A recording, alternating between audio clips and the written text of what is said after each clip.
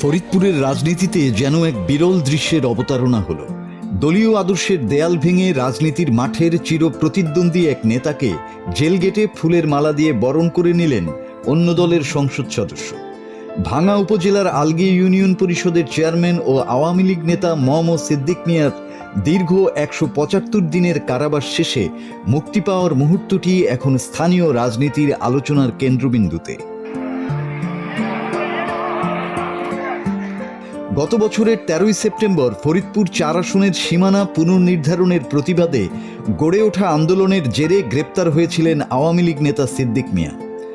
গতকাল রোববার দুপুরে কারাগার থেকে বের হওয়ার পর তাকে উষ্ণ অভ্যর্থনা জানান ফরিদপুর ৪ আসনের বিএনপির দলীয় সংসদ সদস্য শহীদুল ইসলাম বাবুল। রাজনীতির মাঠে দুই মেরুর দুই নেতার এই হৃদ্যতা সাধারণ মানুষের মাঝেও বেশ সাড়া ফেলেছে। ঘটনার সূত্রপাত ঘটেছিল যখন নির্বাচন কমিশন ভাঙার দুটি ইউনিয়নকে ফরিদপুর ২ আসনে অন্তর্ভুক্ত করার প্রস্তাব দেয়। এর প্রতিবাদে সিদ্দিক মিয়ার নেতৃত্বে টানা আন্দোলন ও মহাসড়ক অবরোধ কর্মসূচি পালিত হয়। আন্দোলনের চরম পর্যায়ে গ্রেপ্তার হওয়ার পর গত রোববার তিনি মুক্ত হন। মূলত নির্বাচনের আগে জনগণের কাছে করা প্রতিশ্রুতির অংশ হিসেবেই এই আইনি লড়াই ও বরণ করে নেওয়া হয় বলে জানান এমপি বাবুল। আন্দোলনের সেই দাবির মুখে উচ্চ আদালত ওই দুই ইউনিয়নকে পুনরায় ফরিদপুর ৪ আসনেই ফিরিয়ে আনে। আর কারামুক্ত সিদ্দিক মিয়া কৃতজ্ঞতা প্রকাশ করেছেন ওই বিএনপি এমপির প্রতি।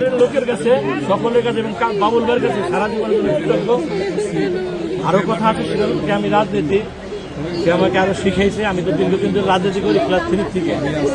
বাবুল ভাইয়ের থেকে আমার আরো শিখার আছে, শিখছি যতটুকু জেলে বসে, এবং বাস্তবেও শিখতে চাই। এটাই আমার শেষ কথা। রাজনীতির মাঠে এমন সৌহার্দ্যপূর্ণ আচরণ বাংলাদেশের নতুন রাজনৈতিক সংস্কৃতি বা পারস্পরিক শ্রদ্ধার বহিঃপ্রকাশ, যা ফরিদপুরবাসীকে অবাক করেছে। Bangla TV news desk.